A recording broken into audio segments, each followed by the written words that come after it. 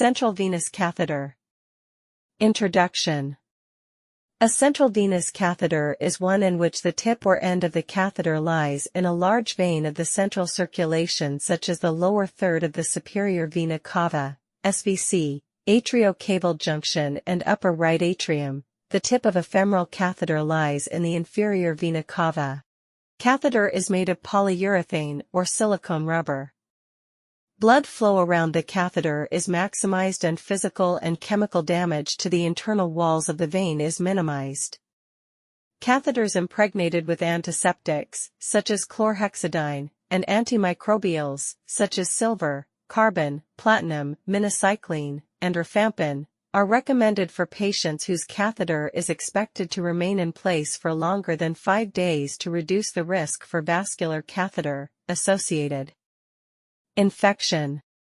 Indications for use: prolonged intravenous, therapy, chemotherapy, antimicrobials, parenteral nutrition, PN, blood and blood products, difficult for access, frequent blood sampling, contraindications, coagulopathy, infection at the insertion site, cellulitis, abscess, history of surgical manipulation or trauma at the insertion site, trauma to other structures, equipment, facility-approved disinfectant, insertion checklist, sterile gloves, sterile gowns, caps, masks, blanket, fluid impermeable pad large, sterile drape, antiseptic solution, chlorhexidine-based preferred, tincture of iodine, povidone iodine, or alcohol if chlorhexidine is contraindicated, alcohol pads. Preservative-free normal saline solution flushes. Ultrasound device, with sterile probe cover.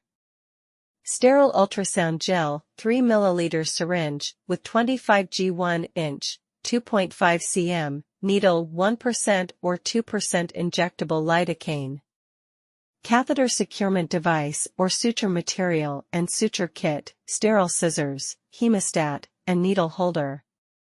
2 central venous access catheters, antimicrobial impregnated, if indicated. Procedure. Informed consent should be obtained. Procedure must be performed by a trained, competent practitioner using an aseptic technique. Performed only in a designated clean environment, ICU/theaters. Use of ultrasound guidance recommended. Continued. Attach the patient to a cardiac monitor and pulse oximeter. Optimal aseptic technique includes hand decontamination, sterile gloves, hat and mask. Skin should be prepared using 2% chlorhexidine gluconate with 70% alcohol. Continued. Perform hand hygiene. Disinfect the work area, such as an overbed table, with a facility-approved disinfectant, and then allow it to dry completely. Elevate the bed to a comfortable working level, to avoid back strain. Place the patient in the Trendelenburg position, to dilate the veins, and to reduce the risk of air embolism. Continued. Establish a sterile field on a table using a sterile towel or the wrapping from the instrument tray and assemble supplies on the sterile field. Prepare the insertion site with a chlorhexidine sponge using a vigorous side-to-side motion for 30 seconds. Allow the area to air dry. Continued. Open the packaging of the 3 ml syringe and 25 G needle and hand it to the practitioner using sterile technique. Disinfect the top of a lidocaine vial with an alcohol pad and invert it. Turn the vial toward the practitioner so that he can see the fluid. The practitioner then fills the 3 ml syringe and injects the anesthetic into the site. Using sterile technique, hand the practitioner the ultrasound device with the sterile probe cover. Continued. Hand the catheter to the practitioner using sterile technique. The practitioner then inserts the catheter. Monitor the patient's respiratory rate, heart rate, and oxygen saturation level during the procedure. If cardiac monitoring is available, monitor for arrhythmias while the guide wire and catheter are advanced. Continued. After the catheter is inserted and advanced to the desired tip location, the practitioner aspirates each lumen for blood return.